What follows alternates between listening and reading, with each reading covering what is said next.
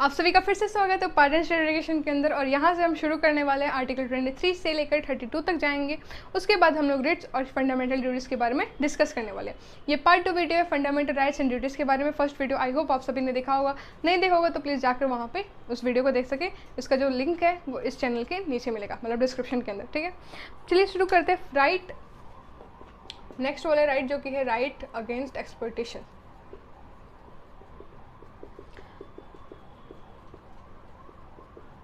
Right against exploitation ये कहता है, एक्सप्लॉयटेशन का हिंदी मतलब होता है शोषण। ठीक है, तो अगर मान लो वुमेन की ट्रैफिकिंग हो रही है या फिर चाइल्ड बच्चों की ट्रैफिकिंग हो रही है, ट्रैफिकिंग मतलब चाइल्ड को बेचा जा रहा है, फिर वुमेन्स को बेचा जा रहा है, छोटे छोटे बच्चियों को बेचा जाता है, अक्सर बड़े बड़े बच्चों को भी बेचा जाता है, जिससे उन्हें पैसे मिलते हैं। बेचने से क्या होता है, ऑब्वियसली पैसे मिलते हैं। तो ट्रैफिकिंग जहाँ पर भी हो रही है, वो चाहे वो बच्चों की हो चाहे वो वुमेन की हो, किसी भी चीज़ की ट्रैफिकिंग अगर दिखती है इंसान में तो उसके खिलाफ सख्त से सख्त कार्रवाई की जा सकती है। ये आपका आर्टिकल 23 कहता है।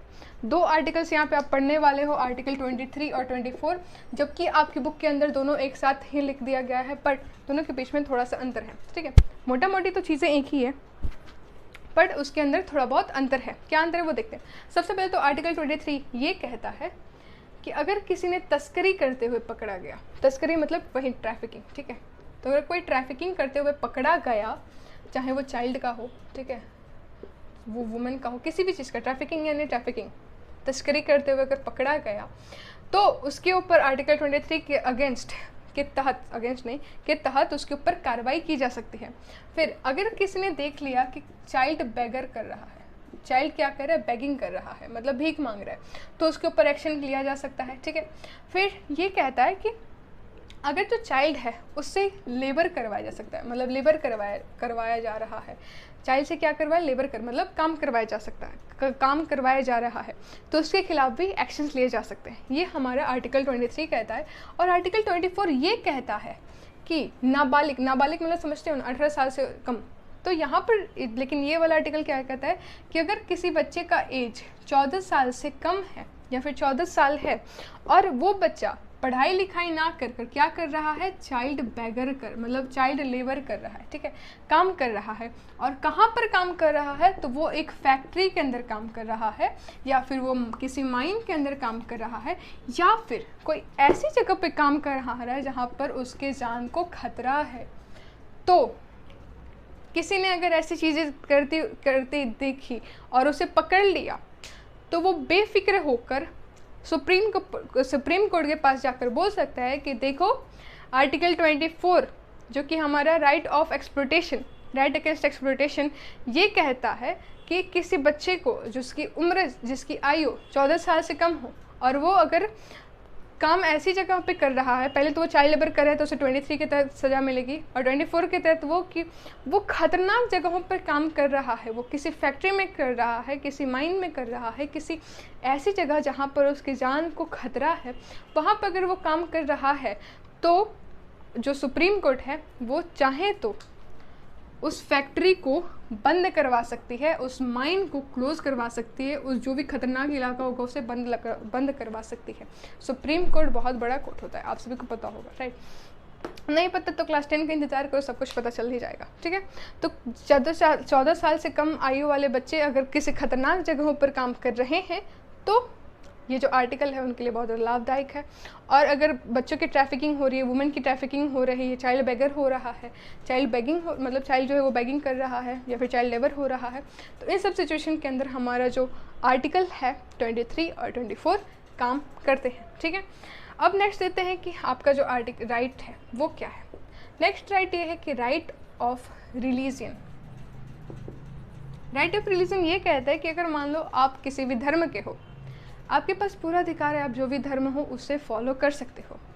आपके पास क्या है, राइट है कि आप अपने धर्म को, अपने रिलीजियन को फॉलो करो। ठीक है, फ़र्क नहीं पड़ता किसी लोग क्या कहेंगे उसे मत जाओ, आपका जो धर्म है उसे आराम से फॉलो करो। ठीक है, लेकिन इस कॉन्स्टिट्यूशन के अंदर यहाँ ये कहीं भी नहीं लिखा कि आप अपने धर्म परिवर्तन कर सकते हो। ये कहीं भी नहीं लिखा, इंडिया के कॉन्स्टिट्यूशन के अंदर तो अक्सर एक्चुअली नहीं लिखा गया है कि आप अपने धर्म का परिवर्तन कर सकते हो। लेकिन अगर मान लो किसी धर्म, जैसे मान लो आप क्रिश्चियन हो और आपको हिंदू बनना हो, या फिर आप हिंदू हो, आपको क्रिश्चियनिटी बहुत अच्छी लगती है, तो आप उसकी पूजा कर सकते हो। अपने मन में करो, अपने घर में करो, या फिर आप पब्लिक में करो, वहाँ पे जहाँ पे किसी और को आपकी पूजा से कोई तकलीफ़ ना हो। लेकिन अगर किसी और को आपकी पूजा से तकलीफ़ हो तो ऑब्वियसली वो उसके आपके ऊपर चढ़ जाएगा, आपको मार पीट देगा, है ना, या फिर आपके ऊपर केस भी कर सकता है कि किसी और धर्म का हो गया, मेरे धर्म से पूजा कर रहा है। लेकिन आपके पास क्या है, अपने धर्म को फॉलो करने की पूरी आज़ादी है। ये ऐसा क्यों है, ताकि आप अपने जो रिलीजन है उसके अपना जो क्या बोलते हैं इंटरनल जो अफेयर्स होते हैं ना, इसके अंदर आप अच्छे तरीके से काम कर सको, ठीक है। मतलब आपका धर्म अगर हिंदू धर्म है या फिर आपका अगर इस्लामिक धर्म है, तो आप अपना काम अपने घर पे करो, आप दूसरे के धर्म के अंदर इंटरफेयर ना करो, ठीक है। आप अपना इंटरनल मैटर जो है उसे सुलझाओ, ना कि आप दूसरे के आपका जो दूसरा व्यक्ति है उसका कौन सा धर्म है, उसके अंदर क्या क्या बाधाएं हैं, उसके अंदर क्या क्या तकलीफ़ें हैं, उसके बारे में इंटरफेयर मत करो। आप अपने धर्म के साथ जो भी कर रहे हो उससे सरकार को कुछ फ़र्क नहीं पड़ता। लेकिन आप वहीं आपका धर्म कैसा भी हो, आप बोल रहे उसका धर्म तो ये है, उसका धर्म तो वो है, तब वो जाकर सरकार को फ़र्क पड़ेगा, या फिर हो सकता है तो उस व्यक्ति को ही फ़र्क पड़े, और उस सिचुएशन में वो व्यक्ति क्या करेगा, आपके ऊपर केस फाइल कर देगा, ठीक है। ये था आपका राइट टू रिलीजन।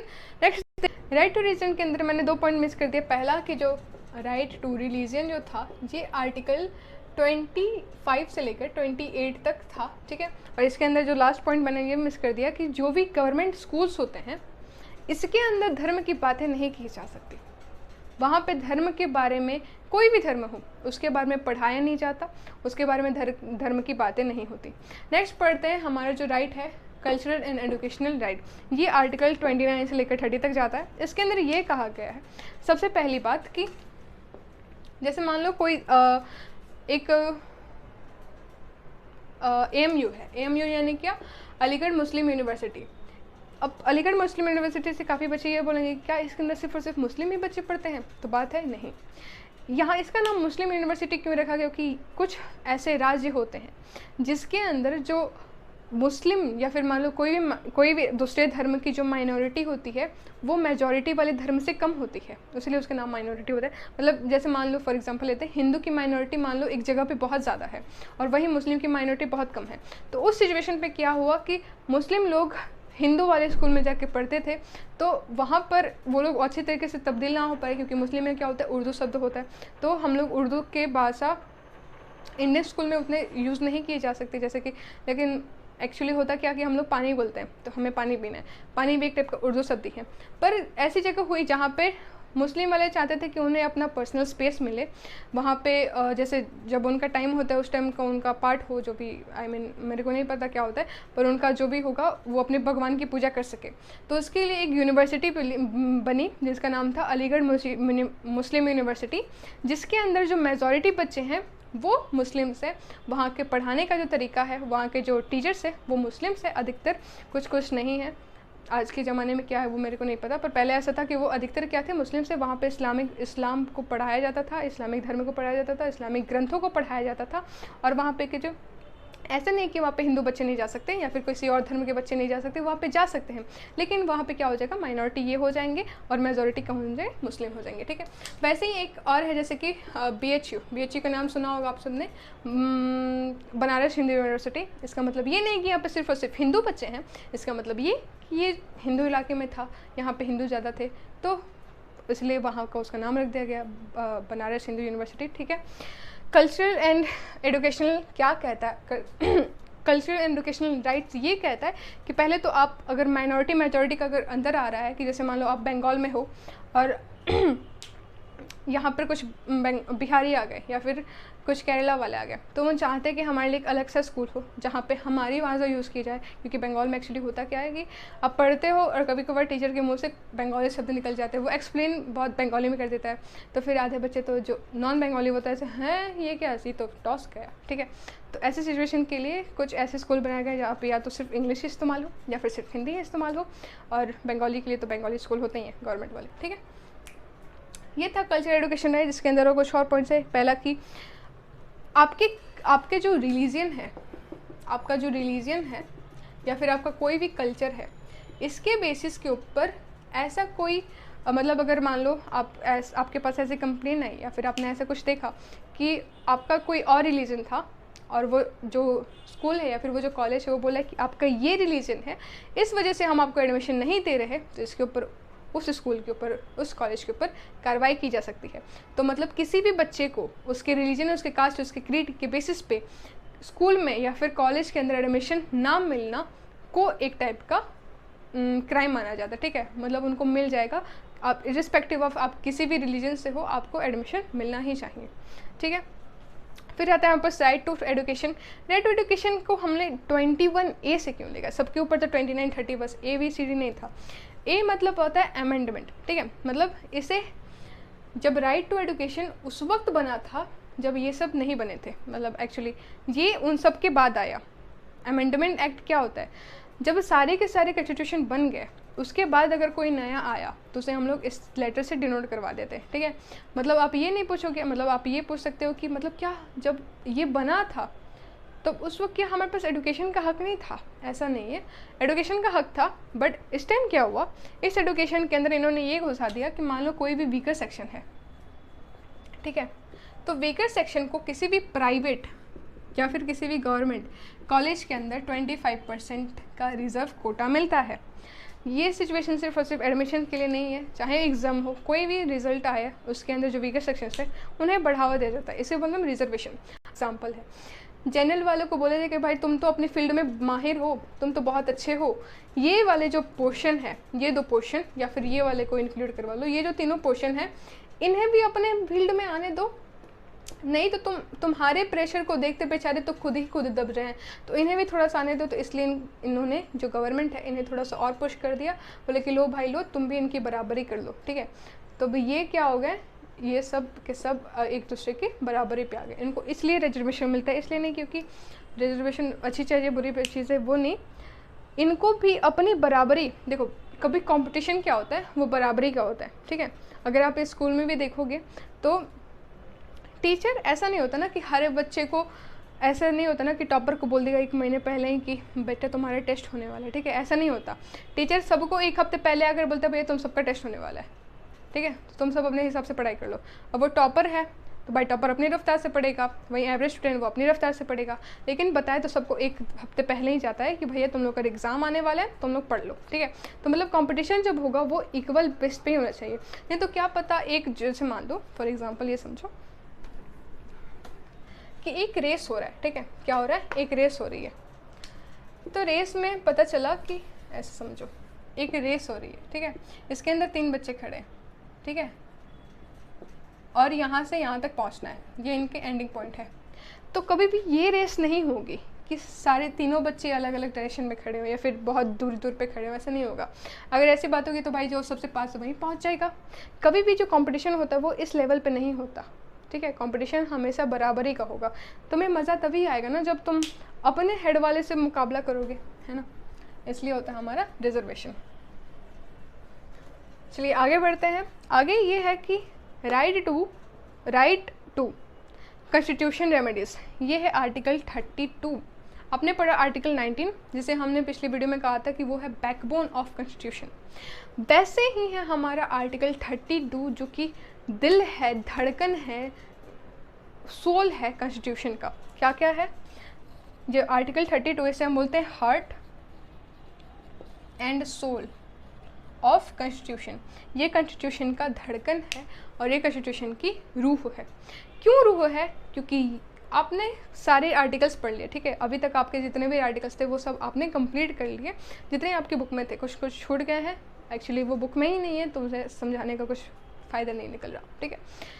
तो जो आपने इतने सारे आर्टिकल्स पढ़ लिए, तो मैंने बीच बीच में आपने सुना होगा, बहुत बार मैंने बोला कि आप डायरेक्टली सुप्रीम कोर्ट जा सकते हो, आप सुप्रीम कोर्ट जा सकते हो, सुप्रीम कोर्ट जा सकते हो, राइट।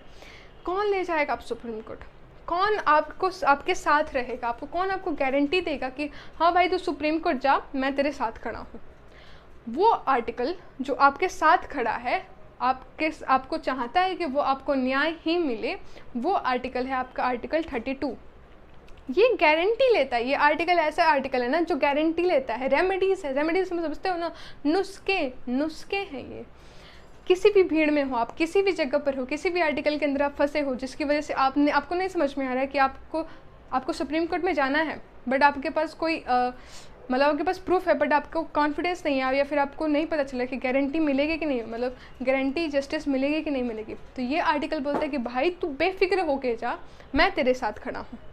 ये है वो आर्टिकल जो आपके अंदर हिम्मत भर देगा, जो आपकी गारंटी लेगा। जैसे मान लो आप टीवी की दुकान पे गए, आप टीवी खरीदोगे, तो आप टीवी बोलोगे सर इसका 3 साल की गारंटी है, तो आप पूछोगे ना भैया इसकी गारंटी ली किसने है, तुमने ली है, तुम तो खुद ही बूढ़े लग रहे हो, ऐसा नहीं होगा ना, तो किसी न किसी कंपनी ने ली होगी ना।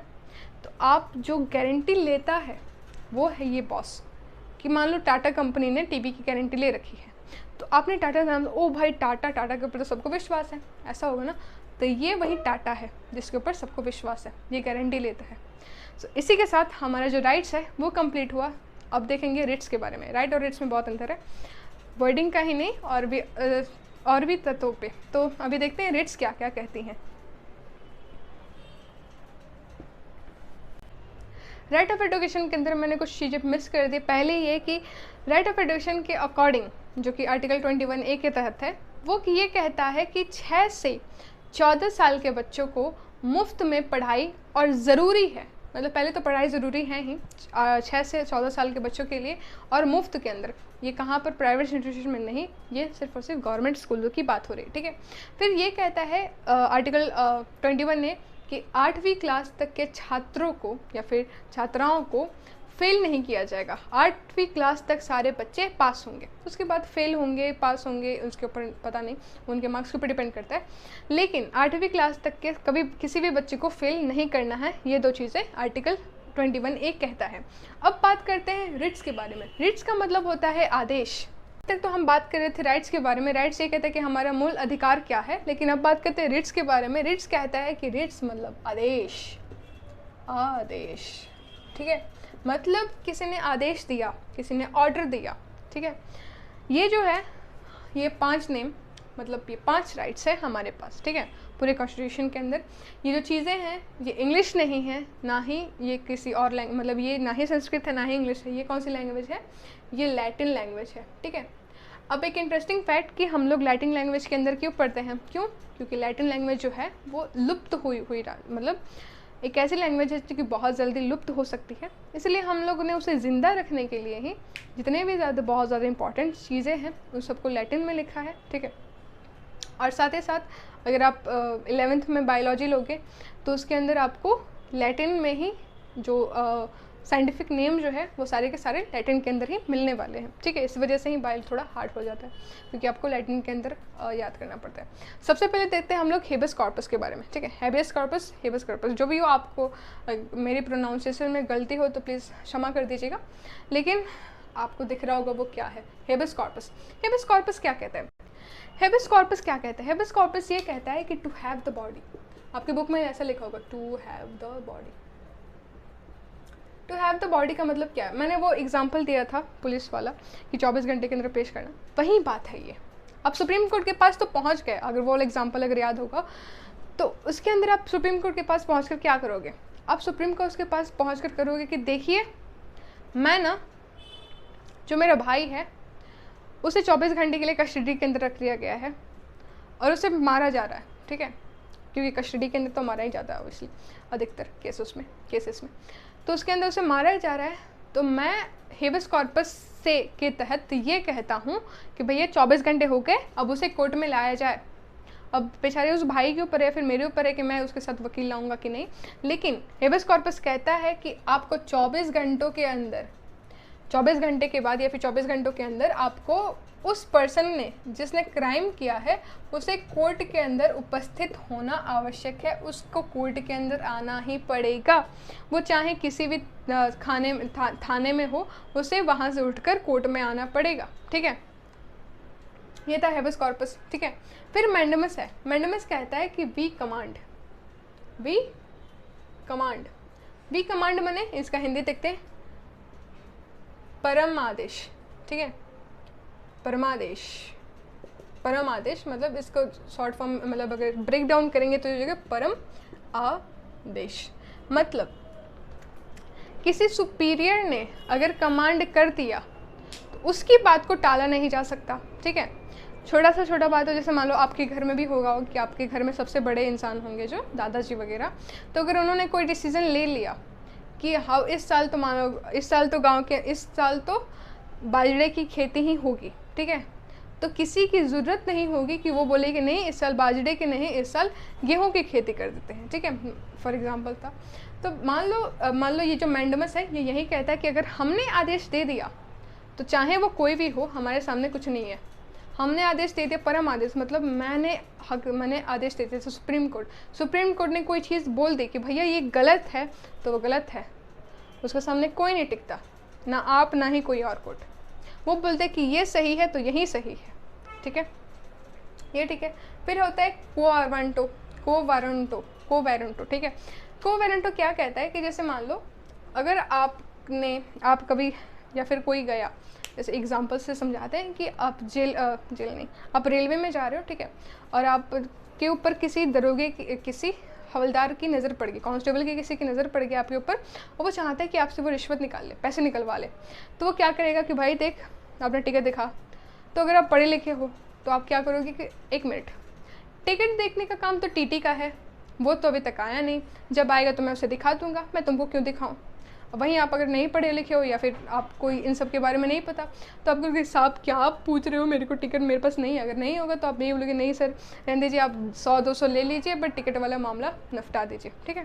तो आपने अगर फर्स्ट वाले केस में हो तो वो व्यक्ति क्या करेगा, आप जिद्दी हो गए तो वो व्यक्ति क्या करेगा, आपको ले जाएगा थाने। तो थाने में पहुँच कर आप क्या करोगे, उसके ऊपर का जो हेड होगा उसके सामने बोलोगे देखिए मैं कोवारंटो के तहत ये कहता हूँ कि जो इनका काम नहीं है वो ये काम क्यों कर रहे हैं, इनका काम तो था भाई ऐसे ही गुजर जाना, उन्होंने कुछ ऐसा हरकत किया। तो आप बोलोगे कि भाई देखो टिकट देखने का काम तो टीटी का है, वो जब आएगा तो मैं उसे दिखा दूंगा, वो बात अलग है मेरे पास टिकट हो या ना हो, वो तो टीटी की प्रॉब्लम है, तुम्हारी क्या दिक्कत है, तुम अपना काम करो ना, तुम दूसरों के काम में इंटरफेयर क्यों कर रहे हो। तो मतलब कोवारंटो ये कहता है कि जो व्यक्ति किसी जॉब के लिए एलिजिबल नहीं है और वो काम कर रहा हो तो उसके ऊपर सख्त से सख्त कार्रवाई की जा सकती है, ठीक है। मैंडमस का एक और एग्जांपल मैं देना भूल गई कि जैसे मान लो सरकारी स्कूल है, ठीक है, गवर्नमेंट के स्कूल्स हैं, तो गवर्नमेंट स्कूल्स के अंदर क्या देखते हैं हम लोग गांव वगैरह के अंदर कि जो टीचर है वो ऐसे बैठा है, वो सोया है। तो अगर किसी व्यक्ति ने जो पढ़ा लिखा हो उस व्यक्ति ने देख लिया कि भाई देखो सबसे पहला बात तो ये कि भारत के बच्चों को पढ़ने का अधिकार है ना, और टीचर का ये काम है कि वो अपने बच्चों को पढ़ाए, लेकिन यहाँ पर दोनों चीज़ें नहीं हो रही, ना तो बच्चे पढ़ रहे हैं, क्यों नहीं पढ़ रहे भाई, टीचर ही नहीं पढ़ा रहे, टीचर तो आगे सोया हुआ है। तो वो व्यक्ति क्या करवा सकता है, वो मैंडमस करवा सकता है। मतलब तुम अपने काम को ठीक से नहीं कर रहे हो, तुम अपने काम को ठीक से नहीं कर, कोई व्यक्ति भी अपना काम अगर ठीक से नहीं कर रहा है तो वी कमांड के तहत, मतलब मैंडमस के तहत सुप्रीम कोर्ट या फिर कोई भी कोर्ट जिसके पास वो जाएगा वो जाकर ऑर्डर दे सकता है कि भाई देखो तुम्हारे टीचर ने काम नहीं किया, अब या तो तुम उसे काम करवा लो या फिर हमारे पास में उसका सर्टिफिकेट होगा, किस चीज़ का, सस्पेंशन का या फिर ट्रांसफ़र का सर्टिफिकेट होगा, ठीक है। तो ये मैंडमस कहता है, ठीक है। तो आई होप आपको ये तीनों चीज़ें समझ में आ गई होगी।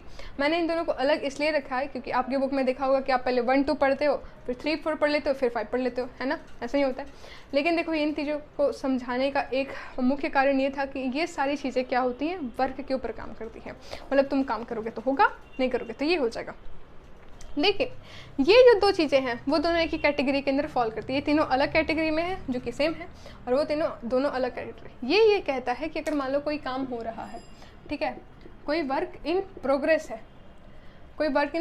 है और वो लोअर कोर्ट पे काम हो रहा है, ठीक है, लोअर कोर्ट है या फिर कह लो डिस्ट्रिक्ट कोर्ट है, तो डिस्ट्रिक्ट कोर्ट के अंदर कोई काम हो रहा है जो कि गलत है, ठीक है, मतलब कोर्ट कुछ अपने चीज़ों का, अपने एडवांटेज, अपने पावर का गलत फ़ायदा उठा रहा है, और ये काम अगर प्रोग्रेस में है और किसी ने इसके खिलाफ आवाज़ उठा दी तो इस काम को, ये जो भी काम चल रहा है इसके ऊपर रोक लग जाएगा, इसके ऊपर फुल स्टॉप लग जाएगा, ठीक है। मतलब चलते हुए काम में, जैसे मान लो किसी को फांसी की सज़ा या फिर किसी ने क्राइम किया, ठीक है, उस क्राइम के लिए सज़ा का मतलब ऐलान होने वाला है, अभी हुआ नहीं है, उसके तक पहुंचा जाएगा कि भाई कौन से जोन में किया तुमने, कौन सा क्राइम किया है, कौन से सज़ा होने वाली है। अगर ये सारे काम चल रहे हैं, उसी बीच किसी ने आया, वो मतलब कोई उसी का परिवार का व्यक्ति वो आया, वो डायरेक्ट पहुंच गया हाई कोर्ट के अंदर, बोला कि देखो भाई उसने जो किया है वो गलत नहीं है, वो ये से चीज़ें हैं, उसके पास प्रूफ्स है। तो वो जितने भी सारे काम चल रहे थे ना, उसके जितने भी सारी धाराएं लगाई जा रही थी कि भाई तुमने ये किया होगा तो ये धारा लगेगी, इस धारा क्या करनी, तुम्हें ये सजा होगी, वो सजा होगी, वो सबके ऊपर ही जो हाई कोर्ट है वो ऑर्डर देकर रोक लगा सकता है। तो डिस्ट्रिक्ट कोर्ट के ऊपर कौन ऑर्डर लगा सकता है, रोक लगा सकता है, हाई कोर्ट लगा सकता है। भाई हमारे पास है ये सेटियोरी, ये इसका नाम है प्रोहिबिशन, ठीक है। प्रोहिबिशन मतलब अगर आप बायोलॉजी पढ़ोगे तो उसके अंदर प्रोहिबिशन का मतलब ही होता है टू स्टॉप, ठीक है। तो यहाँ से ये याद हो जाएगा। फिर सर्टियोरारी, ठीक है। सर्टियोरारी क्या कहता है कि अगर मान लो कोई भी जो काम है वो कंप्लीट हो गया, ठीक है, जो यहाँ पे मान लो यही वाला सिचुएशन है, किसी ने क्राइम किया और उसने बहुत बड़ा क्राइम नहीं किया, बट जो लोअर कोर्ट है, जो डिस्ट्रिक्ट कोर्ट है, वो अपने पावर का गलत इस्तेमाल कर उस क्राइम को बहुत ज़्यादा बढ़ावा दे रहा था और उसने ऐलान कर दिया कि भैया इससे अब तो फांसी ही होंगी। उस सिचुएशन के अंदर उसका जो फैमिली मेम्बर है वो हाई कोर्ट के पास जाकर प्रूफ्स दिखा सकता है कि देखो उसने इतना बड़ा जुर्म नहीं किया था, लेकिन उन लोगों ने फांसी की सज़ा दे रखी है। तो हाई कोर्ट के पास हक है, हाई कोर्ट के पास राइट है कि इसकी जो फांसी की जो सज़ा थी उसे वो कम करवा कर उसने जो भी क्राइम किया होगा उससे उसके हिसाब से उसे कम करवा दे। अगर मान लो उसने बहुत बड़ा क्राइम किया है बट उतना भी बड़ा नहीं है, जैसे कुछ ऐसे मान लो, समझ लो जैसे मान लो बहुत बड़ा क्राइम है लेकिन कुछ तत्व बोलते हैं कि सिर्फ़ और सिर्फ यही मुस्लिम नहीं है, कोई और भी मुस्लिम है, तो उसकी जो फांसी की सज़ा है इसे उम्र कैद के अंदर तब्दील किया जा सकता है, ठीक है। तो मेरे हिसाब से आपको रिट्स जो हैं वो सारे के सारे कंप्लीट अच्छे तरीके से समझ में आए होंगे। लास्ट टॉपिक ये बचा है कि आपका जो फंडामेंटल ड्यूटीज़ है वो, चलिए अब देखते हैं कि फंडामेंटल ड्यूटीज़ क्या है। आप सभी को हमारा जो कॉन्स्टिट्यूशन है उसके अंदर से आपको हक तो मिल गए, आपको आपकी राइट्स मिल गए, बट क्या आपको नहीं लगता कि आपका फ़र्ज़ है कि आप उस राइट्स का अच्छे तरीके से इस्तेमाल करें, ठीक है। आपका तो हक बनता है ना कि आपकी ड्यूटी क्या है। अब हम देखेंगे कि आपका क्या क्या ड्यूटी, आपका हक पता चल गया, अब आपको अपनी ड्यूटीज़ के हिसाब से आपको काम करना है। जैसे कि सबसे पहला ये कहते हैं कि आपको अपने संविधान की इज्जत करनी है, उसे रिस्पेक्ट करना है। जो संविधान कहता है वही सही है, जो नहीं कहता वो गलत है ना। आपको आपके संविधान मतलब आपका कॉन्स्टिट्यूशन है उसे रिस्पेक्ट करना है, और साथ ही साथ आपको अपने झंडे की मतलब नेशनल फ्लैग की और साथ ही साथ नेशनल एंथम की इज्जत करनी है। कहीं भी अगर ध्वज जैसे शोज़ में आता होगा 26 जनवरी को और साथ ही साथ 15 अगस्त को जब भी फ्लैग होस्टिंग की जा रही हो तो कोई खड़ा हो ना हो, आप अपने घर के अंदर एक बार खड़े हो जाए। इसलिए नहीं क्योंकि वहाँ पे होस्टिंग हो रही है, इसलिए क्योंकि आप उस झंडे की इज्जत करते हो। कहीं पर भी अगर मूवी थिएटर में जाएंगे तो वहाँ पर कोई भी मूवी शुरू होने से पहले क्या होता है, नेशनल एंथम गाया जाता है, ठीक है। तो वहाँ पर आप खड़े हो जाओ, आप मन में या फिर मुँह में कहीं से भी वो उस गाने को गाओ। इसलिए नहीं क्योंकि वो बज रहा है, इसलिए क्योंकि आप उसकी इज्जत करते हो, है ना। दूसरा पॉइंट ये कहता है कि जो पुराने हमारे लीडर्स थे जिन्होंने हमें इस मुकाम तक पहुंचाया, हम आज उन्हीं के बदौलत 2022 के अंदर एकदम अपने राइट्स के साथ है। आपके पास राइट टू स्पीच है, राइट टू एक्सप्रेशन है, राइट टू एजुकेशन है, राइट टू एक्सप्लॉयटेशंस अगेंस्ट एक्सप्लॉयटेशंस है। इतने सारे राइट्स होने के बावजूद भी क्या आप उन सारे लीडर्स को याद करते हो जिन्होंने इतने सालों की पढ़ाई के बाद, एक्चुअली 2 साल लगे थे हमारे कॉन्स्टिट्यूशन को बनाने के लिए, है ना, 2 साल 11 महीने 17 दिन, है ना। तो इतने सालों की उनकी पढ़ाई को बर्बाद ना होने दें, उन सभी नेताओं को, उन सभी लीडर्स को याद करके उनसे इंस्पिरेशन लेकर इस सदी में भी आप उनके इंस्पिरेशन को, उनके एविडेंस, उनके जो भी गलतियां थी, उनके जो उतने भी लाइफ के लेसन्स थे, उन सबको यूज़ करके आप इस भारत को एक सुपर पावर के अंदर तब्दील करने के लिए कुछ ना कुछ तो काम करें। आप अगर आज इंसान के रूप में जन्म लिए हैं तो कुछ ना कुछ तो मकसद होगा ना उस ऊपर वाले का, जिसने आपके अंदर एम्बेडेड करके भेजा होगा कि भाई देख तेरा ये काम है। भले आपको लग सकता है बहुत सारे साल आपको अपना पैशन ढूंढने के अंदर, बट आपको अपना पैशन ढूंढना है। कुछ नहीं, कुछ ना मिले तो कम से कम इतना तो करो जिससे इस देश को कुछ ना कुछ तो बेनिफिट्स हो आपकी वजह से। 134 करोड़ की आबादी लेकर ये देश आज भी डेवलपिंग ही कंट्री में है, इसे तो अब तक डेवलप्ड हो जाना चाहिए था, राइट। थर्ड पॉइंट ये कहता है कि आपको अपने देश की सॉवरेनिटी, इंटीग्रिटी, यूनिटी को मेंटेन करके रखना है। मतलब आप विवाद मत करो, जो आजकल हो रहा है ना कि हिंदू मुस्लिम ये सब मत करो। आपको अपने देश की एकता को बढ़ावा देना है, एकता को बनाए रखना है, ठीक है। फिर ये कहता है कि आपका जो कंट्री है जब इसको आपकी ज़रूरत पड़े तो आप इसके काम आओ। जब भी नेशनल इमरजेंसी हो तो आप तैयार हो कि हाँ भाई बोलो, कभी ना कभी तो मौका मिलेगा इस देश के लिए काम करने का, है ना। तो जब भी आपको मौका मिले तो उस पर काम करना है। फिर ये पॉइंट ये कहता है, नेक्स्ट पॉइंट ये कहता है कि आपको बिजली बचानी है, आपको अपने इन्वायरमेंट को प्रोटेक्ट करना है, आपको अपनी धरती को प्रोटेक्ट करना है, आपको पानी की बचत करनी है। ज़्यादा से ज़्यादा पानी बचाएं, ज़्यादा से ज़्यादा इलेक्ट्रिसिटी बचाएं और सबसे ज़्यादा खुद को पढ़ाएं और साथ ही साथ अपने आसपास वालों को पढ़ाएं। सफाई रखें, साफ़ सफाई रखें, जिससे क्या होगा, बैक्टीरिया वगैरह, वायरस वगैरह नहीं होंगे और डिजीज़ नहीं होंगे। नेक्स्ट पॉइंट ये कहना है कि आपको भाईचारा बनाए रखना है। आपको हिंदू मुस्लिम जैसे राजनेता करते हैं वैसे नहीं करना है, आपको बढ़ावा देना है, आप एक दूसरे के साथ एकदम मेल मिलाप से रहना है, ठीक है। आपको भाईचारा बनाए रखना है। आप अभी बहुत छोटे बच्चे हो लेकिन आपके दिमाग के अंदर ये सारी बातें रहनी चाहिए। आप जो न्यूज़ में सुनते हो उन सब से अपने दिमाग को खोखला मत करो, इन सारी बातों को भूल जाओ। जो भी न्यूज़ आपको सुनाता है, सिर्फ आपके अंदर पॉजिटिविटी होनी चाहिए, ठीक है।